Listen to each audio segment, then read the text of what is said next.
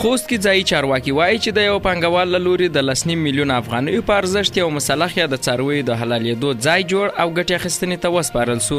د مسؤلینو په وینا د دغه مسلخ په جوړېدو سره په ښار کې د چاپیریال ساتنې او د حیواني ناروغیو مخنیوي په برخه کې زیاتې اسانتیاوې رامنځته سوي دي.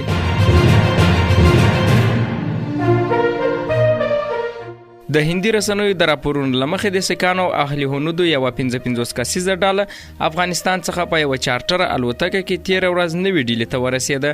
د انډیا ټوډے ورځپاڼې د راپورونو له مخې دغه ډله چې 38 لویان او 12 ماشومان پکې شامل دي پرون د اندرا ګاندي نړیوال هوایي ډګر ته ورسېدل. د ازبکستان د بهرنیو چارو وزیر ولادیمیر نوروف وایي چې نړیواله ټولنه دې تر هر څه د افغانستان د اقتصاد ژغورلو ته لومړیتوب ورکړي. نوموړي په تازه څرګندونو کې ټینګار کړی چې په افغانستان کې د اقتصادي حالت د ژغورلو لپاره پر زیربنایي پروژو تمرکز وسی. د په وینا د افغانستان انزوا به د سیمې او د نړۍ هیوادونو ته ښې پایلې ونه لري.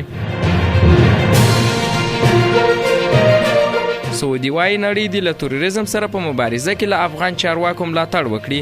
د سعودي عربستان د بهرنیو چارو وزیر په خپلو تازه څرګندونو کې وویل چې د تروریزم د ځالې په توګه د افغانستان د جوړېدو د مخنیوي لپاره د ټولو هیوادونو ګډې همکارۍ ته اړتیا ده.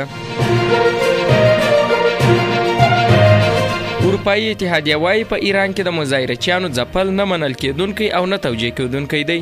د اروپایي اتحادیه د بهرنۍ پالیسۍ مشر په ایران کې د مظاهرچیانو ځپل نه توجیه کېدونکی او نه منل کېدونکی اقدام وباله.